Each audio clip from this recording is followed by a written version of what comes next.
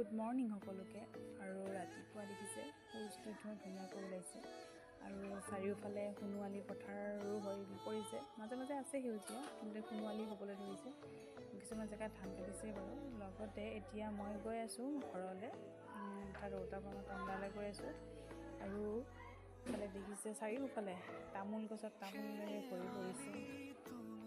এই দৃশ্য দেখি বৰ মনোমোহা দৃশ্য আহিছে।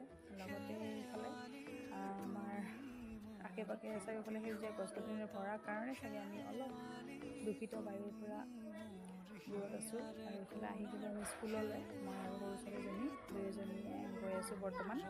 স্কুলত গৈ ব্লগ বনোৱাটো সম্ভৱ নহয়, কাৰণ বহুত দৌৰা দৌৰিটো কাম থাকে।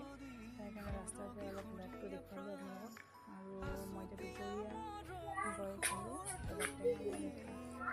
আহিয়ে খালোঁ ৰবাব টেঙা, বৰ মিঠা আছিল ৰবাব টেঙাটো। প্লিজ আপোনালোক